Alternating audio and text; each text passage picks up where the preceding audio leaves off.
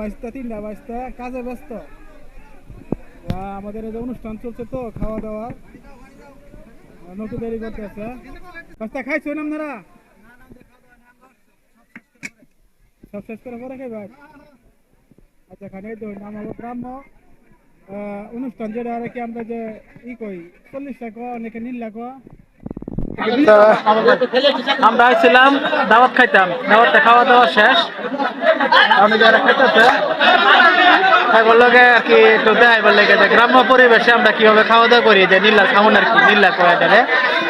এই নীলাটা মানে আপনারা কোন এলাকায় কি ভাষায় করে আমরা জানি না, তো আমরা কই নীলা, কেউ 40 টাকা।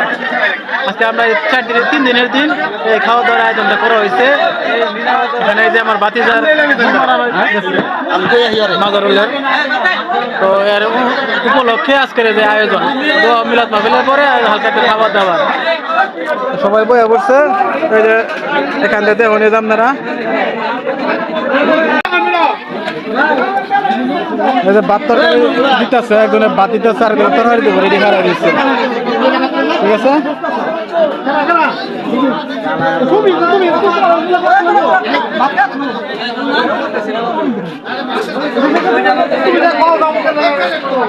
আমি অলরেডি খাই আলছি, আগে খাই এলাম প্রথম বইটাকে খাই আনছি যে আমরা ডিউটি আছে তো যার কারণে বেশি সময় দিতাম না। এই যে এরা ভাতটা দিতেছে, দাও বাস্তা বাস্তা। তুমি খাইছো না হনো? না, খাওয়া দাওয়া শেষ করে পরে ইনশাআল্লাহ খাওয়া দাওয়া করব। বাস্তা খাইছো না? আরেক বাস্তা খুব পরিশ্রম হতেছে। বাস্তা আমি আন্তরিকভাবে দুঃখিত, বেশি সময় দিতে পারলাম না। চাইছিলাম যে লগে বছর থাকা জিনিসটা সময় শেষ করে দেন, কিন্তু ডিউটি ফেলা দিয়েছে। রাতে 9টা বাজে ফোন দিছে, কয় ডিউটি আছে। পরে গেছি গেছেন তাইলাম, আবার যেতেছি কেন।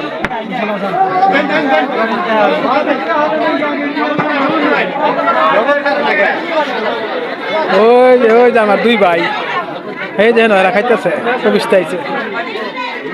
রাশেদ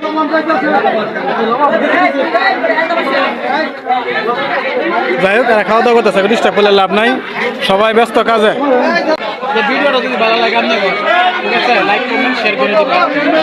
এই যে বাদ দিতেছি, বাদ এই যে বাদ করে যেতেছি, বাদ দেব সবাই সবারই না বাদ জায়গা খাওয়া দাওয়া হলো করে আমরা কইছি 3 দিনের দিন খাওয়া অন্য গেলে কিছু খাওয়া, এটা মেজবানি খাওয়া লাগে খাওয়া। ধন্যবাদ।